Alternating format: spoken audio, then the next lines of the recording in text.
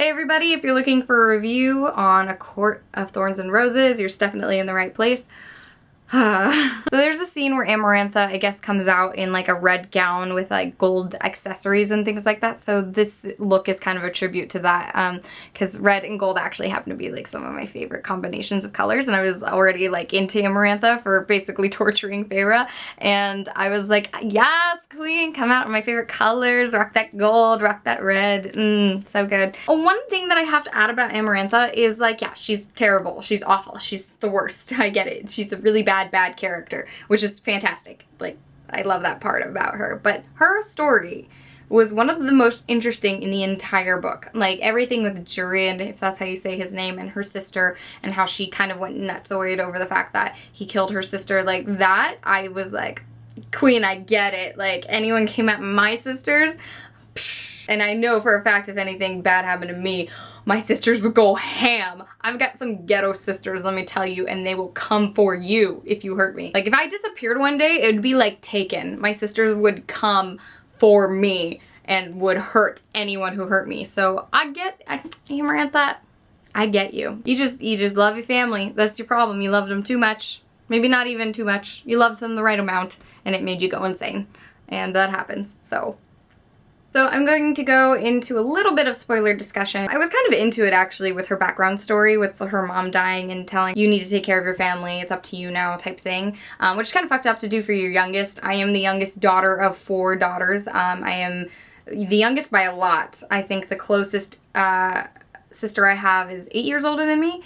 I was definitely an afterthought slash a whoopsie baby. But yeah, I am the youngest, just like Feyre of 4 daughters, and just like Feyre, my mom passed away when I was really young as well. I was 15, and I had last words with my mom. My sister had last words with my mom.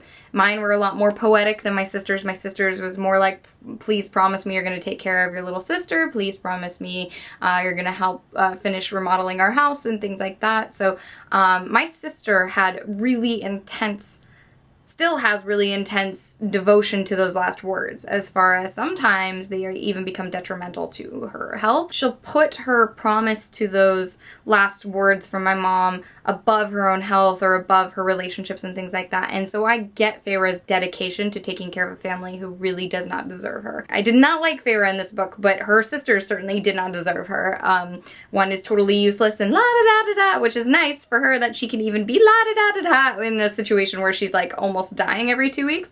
But the other one is a total bitch, and I kind of really loved the sister dynamics. I really loved reading about them because I have sisters and we have really interesting relationships, and honestly, I might be more of the la-da-da-da-da one. I don't know. So the sister relationships in this book were really fun for me to read about because that's the family that I was brought up in. Except for I didn't have a useless father to like lug around either, so it was just me and the sisters. Yeah, I really loved that part. So I really liked the beginning. I really liked the bits in the middle where we got to see the sister relationships, because as much as they pissed me off and as angry as they made me angry, because it's so true. Like, sister dynamics happen like that. It's so weird. And me and my sisters are a lot closer than Nesta and Feyre.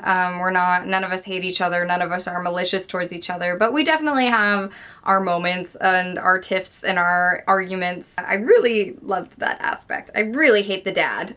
Like, can we kick him off the team? Like, how do we get rid of him? Can he die in like a shipwreck or something? That'd be great. And maybe I just don't have any attachments to him because I had no attachments to my own father, and in this situation, like, if I did have a useless father after my mom passed away, I'd probably just be like, "Kip, bye. Me and my sisters will be fine without you.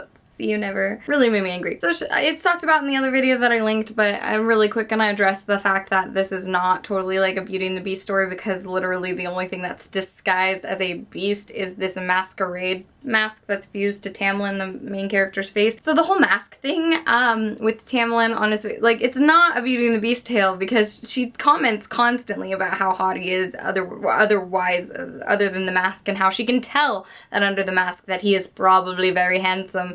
And of course he is. He's a high fae, and as far as I can tell, none of the fae are ugly when they're a high fae or anything like that. So I don't know. It was kind of dumb. I didn't understand why why after the curse was completed, like after the 50 years and Tamlin gets collected by Amarantha and Amarantha has him like sitting next to her as her little plaything, why he still had the mask on? Because isn't the curse completed? Isn't the 50 years like up or something? Like, doesn't that mean the mask comes off regardless of if Feyre came back or not? Or did she like throw the mask back on when Feyre showed up? Like, I don't know. I also didn't understand. I hated Tamlin as a love interest in this book. Like him in itself, I like was kind of picturing him kind of like a Alexander Skarsgård kind of like character, so I was like, oh hey, like I get into that. But at the same time I was like, I don't want to get into that because he's so fucking moody and he's got a temper. Oh, I hate dating people with tempers. I don't date people with tempers. As soon as I spy that temper, I'm like out. That made him so unattractive to me.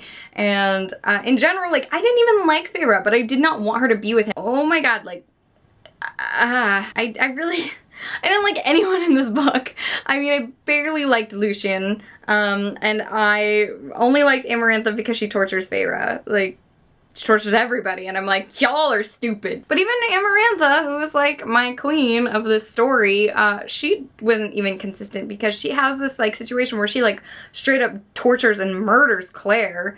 But then with Feyre, she wants to toy with her mind a little bit. I know that Rhys had a little bit to do with that. It was like, oh, let's like toy with her a little bit before you kill her or something like that. I forget what he says exactly. So I get that he had something to do with it, but at the same time, I was like it wasn't very consistent. Like, I would have thought that if she reacted to Claire, thinking that Claire was Feyre, by torturing her and then nailing her to a wall, that she would have done something very similar to Feyre. But I guess Feyre's fate was like a little bit more torturous in a sense. I mean, at some point she really wanted to die, so. I thought the trials were so cool. I thought that they were really clever in the sense with like the lever and the worm. The worm is everybody's favorite part of this book. Let's just, I should have done my book looked based off of the worm. Go worm. I mean, she kills him and I'm glad she's not dead now that I've read the second book, but at the same time I was like, I'm so over you, Feyre. I'm so over you. I hate you so much. I don't hold it against her that she's illiterate. In fact, I thought that was very charming and really cute of Sarah J. Maas to put that as an aspect to the story, since it is supposed to be very much a Beauty and the Beast story. And in the classic Disney tale of it, Belle is a bookworm and she loves reading, and the gift was the library. And then like in this one, she's illiterate and Tamlin tries to gift her a library and she's like, yeah, I can't read. And I love how that almost kills her twice. Her illiteracy almost is the end of her and the curse twice. So I thought that was kind of funny. That stupid fucking riddle. One of the things about the riddle is that I get that if she's not a reader, if she can't read and she hasn't read as many books or seen as many, you know, she clearly hasn't seen movies and she hasn't read as many stories or heard as many stories of love always being the fucking answer. Like, we all grew up with Disney Channel, so we all know that hope and love are the answer, but Feyre didn't. And so I give her that. I give her that. Maybe that is kind of a little bit of an excuse to like not know the answer even though she's illiterate. Even I read the first line of the stupid fucking riddle and I was like, it's fucking love. And then I read the next line and I was like, it's love. And then the third line, it's fucking love, Feyre. I wanted to just slap the word love into her face and slap the word ribbons out of it, because my God, how many times can you use the word ribbons in one book? Cassandra Clare has ruined the word gingerly for me, and if I'm about to ruin these books for you, so if you're about to listen to the audiobook or read the book, you will not notice how often Cassandra Clare uses the fucking word gingerly. I can't stand that word anymore. It used to be one of my favorite words, and now I can't stand it because it's literally on almost every page in the Mortal Instruments, that first book, whatever, it's City of Bones or something like that, that fucking word. And so Sarah J. Maas kind of did that with the word ribbons for me in this one. Like, as a writer, I don't know that I could ever use the word ribbons to describe something that's shredded and mangled. Like, really pick up a thesaurus for these types of things, and your editors really should be picking up on this kind of thing, and if they're not, then like, I mean, I guess it's a successful book, so I can't really speak. But if I'm just saying, if I were the editor who read this over a couple times, who had to give her feedback, I would tell her to pick up a thesaurus and try to look up a different way to say mangled, trashed, torn to shreds, to smithereens, to little bits, to little unrecognizable slices of a person. Like, just, it needs to be, there needed to be more. description, then he shredded it to ribbons.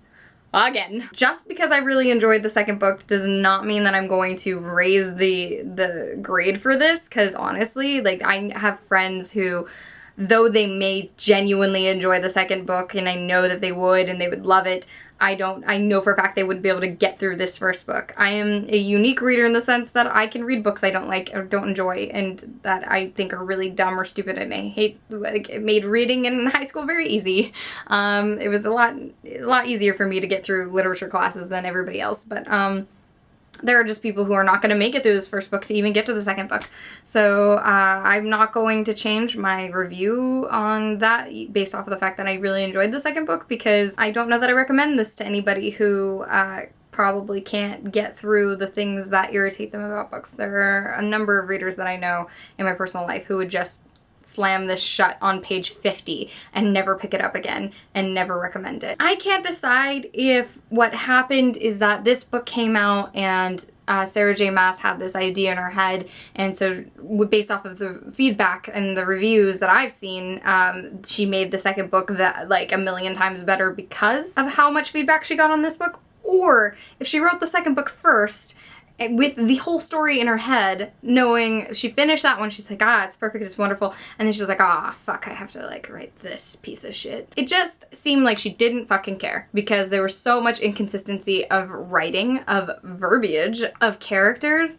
Like, it just didn't work for me. Really did not enjoy this book. Sorry about it. I think it's generous to give it 2 out of 5 stars, and I gave it 2 out of 5 stars because of the bad guys / the last 20% of the book. But I'm gonna leave it at that for this review. I'm sure I've pissed off enough people, and if you liked the book, I get it.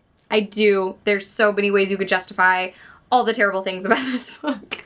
And they would be valid, and if you enjoyed it, I don't judge you. I don't think that people who enjoyed this book are simple or like crappy books or anything like that. I just think we all have different opinions, and mine is that this was not a good book. Don't yell at me until you see my review for the second book, because this is very different. Cannot believe the same author wrote this book that wrote A Court of Mist and Fury. Like, I really can't believe that Sarah J. Maas wrote both of these books, because it's almost like, pun intended, it's night and day with the writing and the quality of the story and the characters and the character development and things like that. So definitely stick around for the review for the second book, which I'm going to probably release at the same exact time as this book review, because I'm afraid that people are going to eat my head over the whole fact that I kind of bagged on it the entire time. And I just need that other book review to be out there so that way nobody hurts me verbally in the comments. And I will definitely see you guys later. Bye!